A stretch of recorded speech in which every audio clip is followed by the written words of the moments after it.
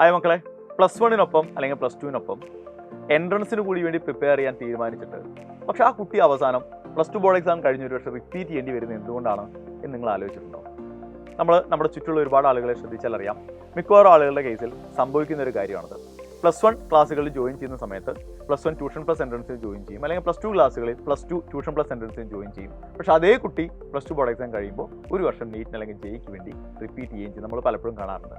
ഇതെന്തുകൊണ്ടാണെന്ന് ആലോചിച്ച് കഴിഞ്ഞിട്ടുണ്ടെങ്കിൽ ഇതിൻ്റെ പ്രധാനപ്പെട്ട കാരണം എന്ന് പറയുന്നത് നിങ്ങളുടെ ഒരു ദുശ്ശീലമാണ്.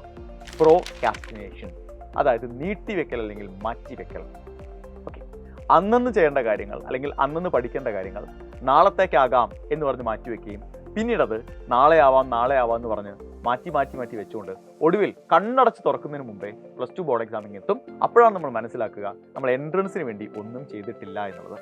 അതുകൊണ്ടാണ് നമ്മൾ +2 ബോർഡ് എക്സാം കഴിഞ്ഞ് ഒരു വർഷം ഇതിനു വേണ്ടി വീണ്ടും സമയം മാറ്റി വയ്ക്കേണ്ടി വരുന്നത്. നമുക്കറിയാം, നമ്മുടെ ജീവിതത്തിൽ ഓരോ സെക്കൻഡും വളരെ വിലപ്പെട്ടതാണ്. പക്ഷേ എന്നിട്ട് നമ്മൾ +2 ബോർഡ് എക്സാം കഴിഞ്ഞ് ഒരു വർഷമാണ് നീറ്റിന് അല്ലെങ്കിൽ ജെയ്ക്ക് വേണ്ടി മാറ്റിവെക്കുന്നത്.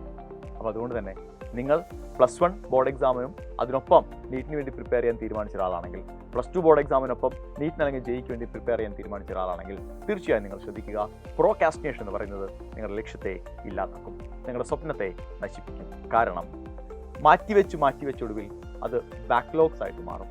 ബാക്ക്ലോഗ്സ് വൺസ് വന്നു കഴിഞ്ഞാൽ അത് ക്ലിയർ ചെയ്യുക എന്ന് പറയുന്നത് നമ്മളെ സംബന്ധിച്ചിടത്തോളം വളരെ ബുദ്ധിമുട്ടായിരിക്കും. അപ്പോൾ തുടക്കം മുതൽ കൺസിസ്റ്റൻ്റായി സിസ്റ്റമാറ്റിക്കായി പഠിച്ച് മുന്നോട്ട് പോവുക.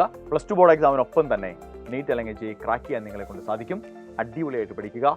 All the best.